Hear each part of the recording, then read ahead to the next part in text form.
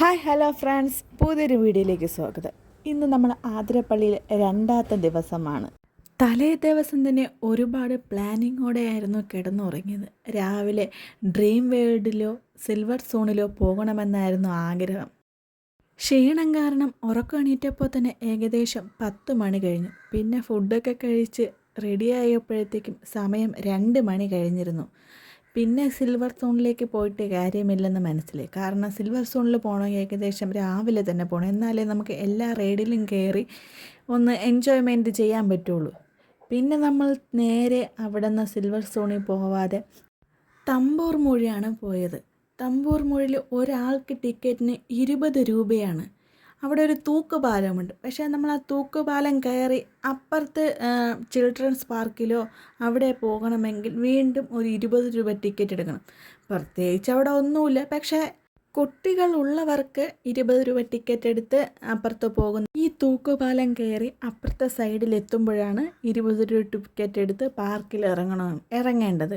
പക്ഷേ നമ്മൾ കുട്ടികൾ ആരും ഇല്ലെങ്കിൽ വെറുതെ 20 രൂപ കളഞ്ഞ് അങ്ങോട്ട് പോകേണ്ട കാര്യമില്ല, കാരണം പ്രത്യേകിച്ച് അവിടെ ഒന്നുമില്ല.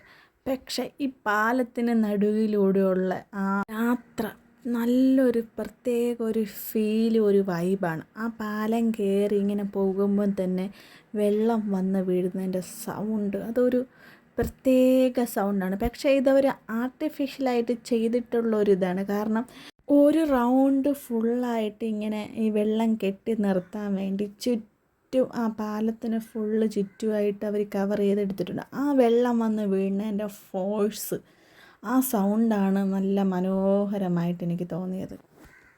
ദേവയ്ക്കാണ് ഇവിടെ ഒരുപാട് ഇഷ്ടമായത്. കാരണം അവന് ഏറ്റവും കൂടുതൽ ഇഷ്ടം വെള്ളമാണ്. പക്ഷെ വെള്ളം കണ്ടാൽ പോരാ, അവനെ കളിക്കാൻ ഇറങ്ങണം, കുളിക്കണം, അതാണ് അവൻ്റെ മെയിൻ ഹോബി. പിന്നെ ഇവിടെ വെള്ളത്തിൽ ഇറങ്ങാൻ പറ്റില്ല എന്ന് പറഞ്ഞുകൊണ്ട് അധികം വാശിയൊന്നും പിടിക്കാതെ പാലത്തിൽ തന്നെ നിന്ന് ആ സൗണ്ടൊക്കെ കേട്ട് ഇങ്ങനെ രസിച്ചവൻ നിൽക്കുമായിരുന്നു. ആതിരപ്പള്ളിയിൽ വരുന്നവർ തീർച്ചയായും വരേണ്ട ഒരു പ്ലേസാണിത്. നമ്മൾ ഒരിക്കലും മിസ് ചെയ്യാൻ പാടില്ല. കാരണം അത്രയ്ക്ക് മനോഹരമാണ്. ഈ തൂക്കുപാലത്തിൽ കയറി നിന്ന് കാണാൻ പറ്റിയ കാഴ്ചയും ആ വെള്ളത്തിൻ്റെ സൗണ്ടും ഒരു പ്രത്യേക ഫീലാണ്. ഞങ്ങളെല്ലാവരും കൂടി 2-3 പ്രാവശ്യം അങ്ങോട്ട് പോവും ഇങ്ങോട്ട് പോവും, അതായിരുന്നു ഞങ്ങളുടെ മെയിൻ ഹോബി. പിന്നെ നമ്മളിവിടെ നിന്ന് കുറേ ഷൂട്ട്. പക്ഷെ വൈകുന്നേരം ആകുന്തോറും ആകാശത്ത് കാണുന്ന സൂര്യൻ്റെ നിറവും ആ 2 സൈഡിലെ പുഴകളും കാണാൻ നല്ല മനോഹരമായിരുന്നു. പ്രത്യേകിച്ച് ആ സൗണ്ടും. 4:30 വരെ ഇവിടെ അകത്ത് കയറാനുള്ള അനുമതിയുള്ളൂ. കറക്റ്റ് ഒരു 6 മണിയാകുമ്പോൾ നമ്മൾ തിരിച്ചിറങ്ങുകയും വേണം.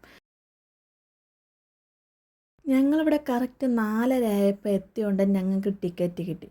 പിന്നെ അധിക സമയമൊന്നും ഇരിക്കാൻ പറ്റിയില്ലായിരുന്നു. പിന്നെ ഞങ്ങൾ അവിടെ എല്ലായിടവും കണ്ട് ചുറ്റി തിരിഞ്ഞിട്ട് നേരെ റിസോർട്ടിലേക്ക് തന്നെ തിരിച്ചെത്തി. അത് കഴിഞ്ഞ് ഒരു ചെറിയ ഡാൻസ് പാർട്ടി, അതായത് ദേവയുടെ ഡാൻസ് പാർട്ടി ആയിരുന്നു.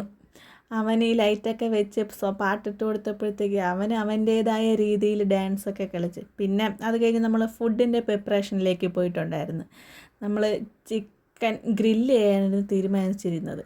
ഇവിടെ പക്ഷേ ഒരു കുഴപ്പമുണ്ട്. ഇടയ്ക്ക് നമ്മൾ ചെറിയൊരു മഴ എന്തെങ്കിലും പെയ്ത് കഴിഞ്ഞാൽ പെട്ടെന്ന് കറണ്ട് പോവും. പിന്നെ പറഞ്ഞത് ഒരു അരമണിക്കൂർ വല്ലതും കഴിഞ്ഞായിരിക്കും. ഗ്രില്ല് ചെയ്യാൻ വേണ്ടി വലിയ കാര്യത്തിൽ എല്ലാ സാധനങ്ങളെല്ലാം റെഡിയാക്കി വെച്ചിട്ട് തീ കത്തിച്ച് ഒരു 5 മിനിറ്റ് കഴിഞ്ഞപ്പോഴത്തേക്കും കറണ്ട് പോയി. കറണ്ട് പോയി കഴിഞ്ഞാൽ ഇത് കത്തിപ്പിടിക്കാൻ വലിയ പാടാണ്. പിന്നെ ഞാൻ പേപ്പറൊക്കെ ഉപയോഗിച്ച് എങ്ങനെയൊക്കെ കത്തിക്കാൻ ശ്രമിക്കുകയാണ്, പക്ഷെ നടന്നില്ല. പിന്നെ അത് കഴിഞ്ഞ് നമ്മൾ കാർത്തൂൻ്റെ ഹസ്ബൻഡും അജയൻ്റെ കൂട്ടുകാരും കൂടി ചേർന്ന് പോർക്ക് ഫ്രൈ ഉണ്ടാക്കുകയാണ്. പിന്നെ അതിലേക്ക് വന്ന് നോക്കുകയാണ് എങ്ങനെയാണ് ഉണ്ടാക്കുന്നത്, എന്തൊക്കെയാണ് റെസിപ്പി എന്നൊക്കെ നോക്കി പഠിച്ചുകൊണ്ടിരിക്കുകയാണ്. ഞാൻ പിന്നെ ഇതിൽ ഹെൽപ്പ് ചെയ്യാനൊന്നും പോയില്ല. ഈ ചേട്ടനും ഈ ചേട്ടൻ്റെ കൂട്ടുകാരും കൂടി ചേർന്നാണ് ഫുള്ള്. പക്ഷെ എന്തായാലും എനിക്ക് പോർക്ക് കഴിക്കാൻ പാടില്ല. എന്നാലും ഞാനൊരു പീസ് എടുത്ത് കഴിച്ച് ടേസ്റ്റൊക്കെ നോക്കി. അമ്മാതിരി ടേസ്റ്റായിരുന്നു. പക്ഷേ വീണ്ടും കഴിക്കണമെന്ന് തോന്നി. പക്ഷേ സ്കിന്നിൻ്റെ അലർജി കാരണം എനിക്ക് കഴിക്കാൻ പറ്റും. പോർക്ക് കഴിക്കാത്ത കാർത്ത് വരെ പോർക്ക് കഴിച്ച് തുടങ്ങി. അത്ര നല്ല രുചിയായിരുന്നു. ഇടയ്ക്ക് പോയ കറണ്ട് പെട്ടെന്ന് വരികയും ചെയ്തു, പെട്ടെന്ന് പോവുകയും ചെയ്തു. അതാണ് ഇപ്പോൾ ഇത് ജസ്റ്റ് ഒന്ന് കത്തി, നമ്മളെ കൽക്കരി ജസ്റ്റ് ഒന്ന് കത്തിപ്പിടിച്ചാണ്. പിടിച്ച സമയത്തേക്കും വീണ്ടും കറണ്ട് പോയി. പിന്നെ വീണ്ടും കറണ്ട് വന്നതിന് ശേഷം നമ്മൾ പിന്നെ അൽഫാം ഗ്രില്ല് ചെയ്യാൻ തുടങ്ങി. അത്യാവശ്യം നല്ല ക്വാണ്ടിറ്റി ഉണ്ടായിരുന്നു. എൻ്റെ അമ്മ കുറേ നേരം ആ ചേട്ടൻ ഇരുന്ന് കുക്ക് ചെയ്തുകൊണ്ടിരുന്നു. ഈ ചേട്ടനായിരുന്നു ഒറ്റയ്ക്കിരുന്ന് കുക്ക് ചെയ്തുകൊണ്ടിരുന്നത്. അപ്പോഴത്തേക്കും ഒറ്റയ്ക്കിരുന്ന് കഷ്ടപ്പെടുക്കണാണ്ട് ആ ചേട്ടൻ്റെ കൂട്ടുകാരനും കൂടി വന്ന് സഹായിച്ചു. കൂടെ കാർത്തൂൻ്റെ ഹസ്ബൻഡും കൂടി ഉണ്ടായിരുന്നു. പിന്നെ ഞങ്ങളെല്ലാവരും കൂടി അൽഫാമെല്ലാം ഗ്രില്ല് ചെയ്തെടുത്ത് ഇപ്പുറത്തെ വശത്ത് കാർത്തു ചപ്പാത്തി ചുട്ടുകൊണ്ടിരിക്കുന്നത്. രാത്രി കഴിക്കാൻ ചപ്പാത്തി, അൽഫാം, പോർക്ക്. ഞാൻ വീഡിയോ എടുക്കുന്നത് കണ്ട് കാർത്തു പോസ് ചെയ്തില്ല എന്ന് ഉറപ്പിച്ച് തിരിഞ്ഞു പോയി കഴിഞ്ഞു. എൻ്റെ നാത്തുമായോണ്ട് പറയല്ല, അവൾ ലുക്കുണ്ടെങ്കിൽ മാത്രമേ പോസ് ചെയ്യുള്ളൂ. പിന്നെ ഞങ്ങൾ എല്ലാവരും കൂടി ചേർന്ന് അൽഫാമെല്ലാം കംപ്ലീറ്റ് ആക്കി കഴിഞ്ഞിട്ട് ഈ റിസോർട്ട് എടുത്ത് നടത്തുന്ന ദേവു ചേച്ചിയുടെ ബർത്ത്ഡേ ആയിരുന്നു. കണ്ണൻ ചേട്ടൻ്റെ വൈഫും കൂടിയാണ് ദേവു ചേച്ചി. അവർ രണ്ടുപേരും കൂടി കേക്കൊക്കെ കട്ട് ചെയ്ത്, ദേവയ്ക്കാണെങ്കിൽ ഈ ഉണ്ണിച്ചേട്ടന് ഭയങ്കര പേടിയാണ്. ഡയറക്റ്റാണ് അവിടെ നിർത്തിയിരിക്കുന്നത്. അതുകൊണ്ടാണ് അവൻ്റെ മുഖഭാവം ഇങ്ങനെ ഇരിക്കുന്നത്. പിന്നെ അവർ രണ്ടുപേരും കൂടി കേക്കൊക്കെ കട്ട് ചെയ്ത് അവന് കൊടുക്കാൻ നേരത്ത് അവൻ വാങ്ങിയിട്ടില്ലായിരുന്നു.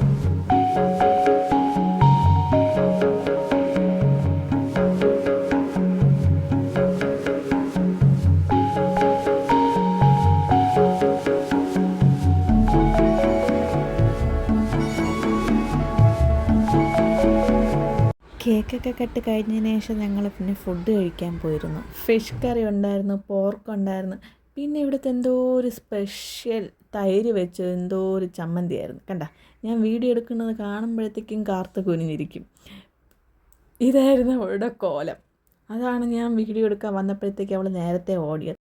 നമ്മൾ തന്നെ ഗ്രില്ല് ചെയ്തെടുത്ത ചിക്കൻ ഉണ്ടായിരുന്നു. പക്ഷേ ചിക്കൻ്റെ പുറഭാഗം ചെറുതായിട്ടൊന്ന് കരിഞ്ഞു പോയിട്ടുണ്ടായിരുന്നു.